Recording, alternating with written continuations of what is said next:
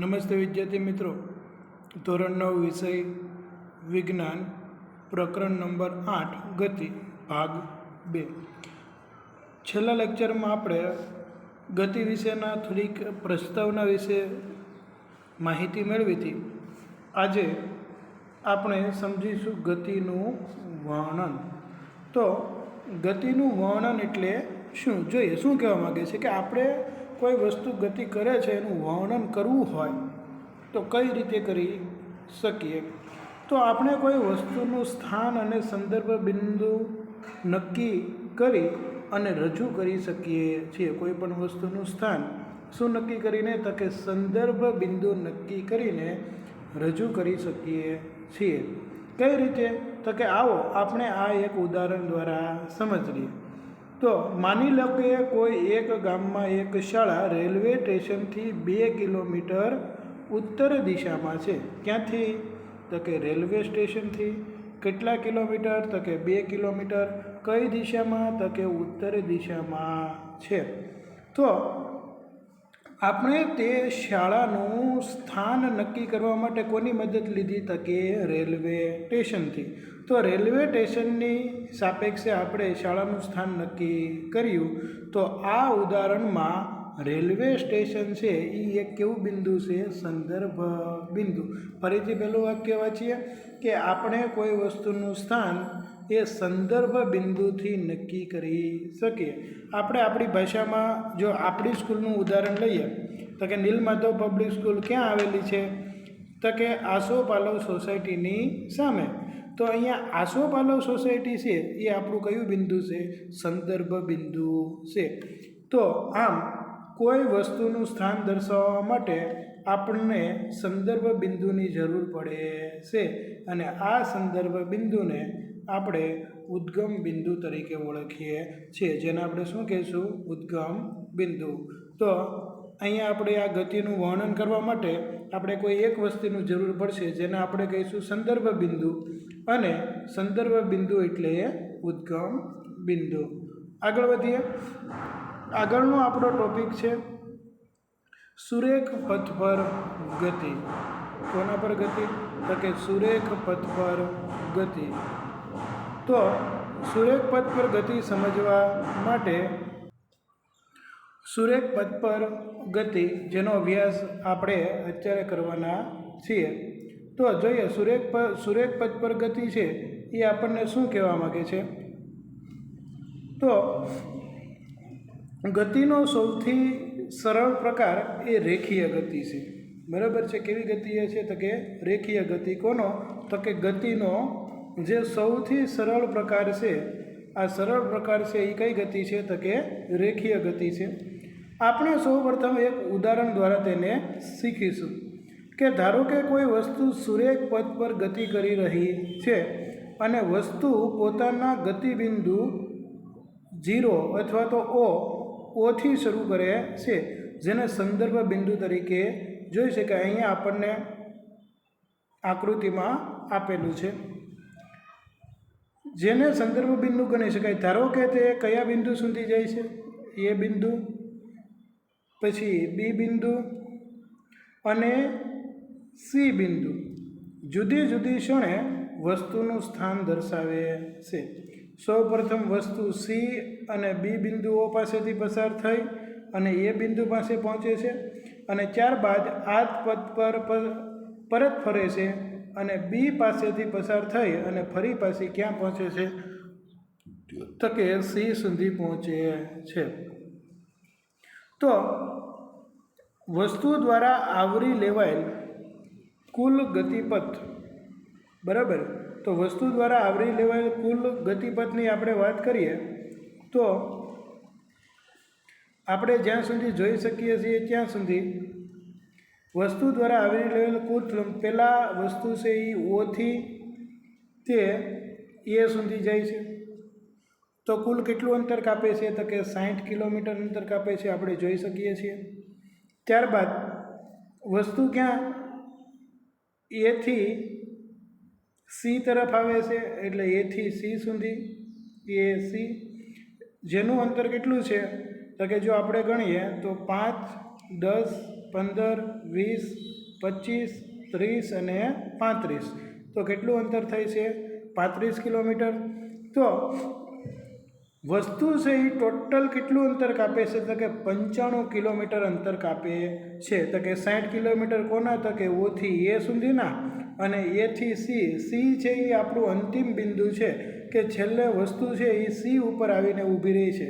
પહેલાં ઓ થી એ થી બી અને બી થી સી સુધી આપણને વસ્તુ મળે છે. એટલે ટોટલ એ જે છે એ કેટલું 95 કિલોમીટર અંતર કાપે છે. આગળ વધીએ તો કોઈ વસ્તુનું અંતર નક્કી કરવા માટે ફક્ત મૂલ્યની જરૂરિયાત હોય છે, દિશાની નહીં. કેટલીક રાશિઓ એવી હોય છે કે જેને માત્ર મૂલ્ય વડે દર્શાવી શકાય છે. આ આંકડાકીય મૂલ્ય ભૌતિક રાશિનું માન એટલે કે મૂલ્ય દર્શાવે છે. તો આ ઉદાહરણ દ્વારા શું તમે વસ્તુની પ્રારંભિક અવસ્થા ઓ થી તેની અવસ્થા સી સુધીનું અંતર જાણી શકો છો? તો કે હા, આપણે જાણી લીધું. કેટલા કિલોમીટર અંતર થશે? તો કે 95 કિલોમીટર અંતર થશે. આગળ વધીએ. બીજું શું કહેવા માગે છે? વસ્તુની પ્રારંભિક અને અંતિમ સ્થિતિ વચ્ચેનો લઘુત્તમ અંતરને વસ્તુનું સ્થાનાંતર કરે છે. બરાબર. અહીંયા આપણે બે વ્યાખ્યા જોવાની છે. એક તો આપણે અંતરની વ્યાખ્યા જોવાની છે અને બીજી વ્યાખ્યા આપણે જોવાની છે સ્થાનાંતરની. તો અંતર કોને કહેવાય? તો કે વસ્તુએ કાપેલું જે કુલ ગતિપથ છે. બરાબર. આપણે હમણાં જોયું કે ટોટલ એમને કેટલા કિલોમીટર અંતર કાપેલું? તો કે 95 કિલોમીટર. તો આ જે 95 કિલોમીટર અંતર કાપેલું છે એ કુલ ગતિપથ થયો. તો ગતિપથ એની જે કુલ લંબાઈ છે, આ કુલ લંબાઈને આપણે શું કહીશું? તો કે અંતર કહીશું. તો તમને એમ પૂછે કે ભાઈ આ જે ઉદાહરણ છે, આ ઉદાહરણમાં કુલ અંતર કેટલું થયું? તો કે 95 કિલોમીટર થયું. ચલો આગળ વધીએ. હવે બીજી વસ્તુ આપણે જોવાની છે સ્થાનાંતરની. બરાબર. તો સ્થાનાંતર એટલે કે એમાં એક જ વસ્તુ જોવાનું છે કે પ્રારંભિક સ્થાન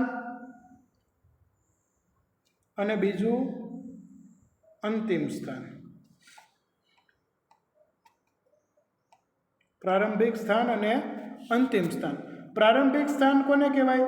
તો કે જ્યાંથી વસ્તુએ શરૂઆત કરી એ શરૂઆતના સ્થાનને પ્રારંભિક સ્થાન કહેવાય, અને જ્યાં વસ્તુ આવે છેલ્લે અને જ્યાં ઊભી રહી એનું કેવું સ્થાન કહેવાશે?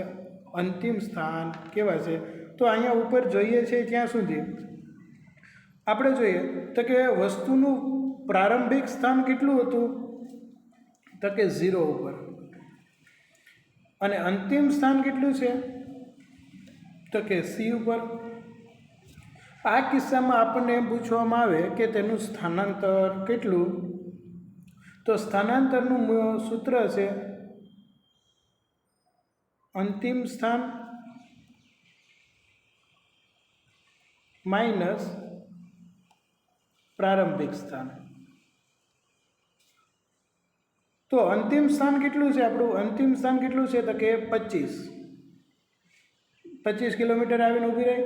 અને પ્રારંભિક સ્થાન આપણું કેટલા કિલોમીટર હતું? 0. એટલે 25 માંથી 0 જાય એટલે જવાબ આપણને કેટલા કિલોમીટર મળશે? 25 કિલોમીટર. એનો મતલબ એમ કે આમાં આ જે કિસ્સો છે, આ કિસ્સામાં તમને કોઈક એમ પૂછે કે ભાઈ અંતર કેટલું કાપ્યું? તો અંતર કેટલું આવશે? તો કે 0 થી 60 એટલે 60 કિલોમીટર, અને ત્યાંથી સી એટલે ટોટલ જે આપણને જવાબ મળ્યો હતો એ આપણને મળ્યો હતો 95 કિલોમીટર. તો કોઈક એમ પૂછે કે અંતર કેટલું કાપ્યું? તો કે 95 કિલોમીટર. અને કોઈક તમને એમ પૂછે કે સ્થાનાંતર કેટલું થયું? તો સ્થાનાંતર કેટલું આવશે? તો કે 25 કિલોમીટર. તો આ છે અંતર અને સ્થાનાંતર વચ્ચેનો તફાવત. જે કુલ ગતિપથની લંબાઈ છે એને અંતર કહીશું. સ્થાનાંતરનું સૂત્ર જોયું એમ કે પ્રારંભિક સ્થાન અને અંતિમ સ્થાન, આ બે વસ્તુ ધ્યાનમાં લેવાની. એનું સૂત્ર એમ છે અંતિમ સ્થાન માઇનસ પ્રારંભિક સ્થાન. એટલે જે જવાબ મળે એ આપણું શું મળશે? સ્થાનાંતર મળશે. બરાબર. તો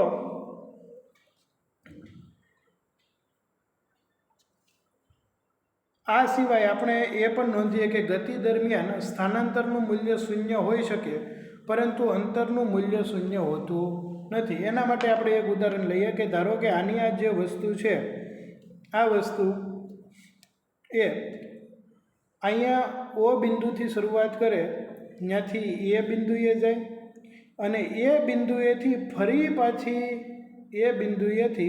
ફરી પાછી અહીંયા આવે. તો આ કિસ્સામાં આપણે અંતર જોઈએ. ચાલો તો બોલો જી, અંતર કેટલું કપાશે?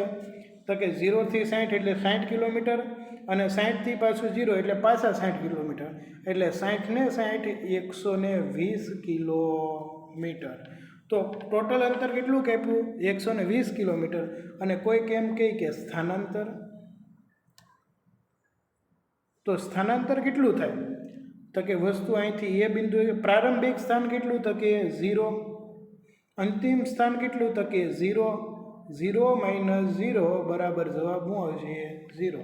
તો અહીંયા સ્થાનાંતર આપણને કેવું મળ્યું? શૂન્ય.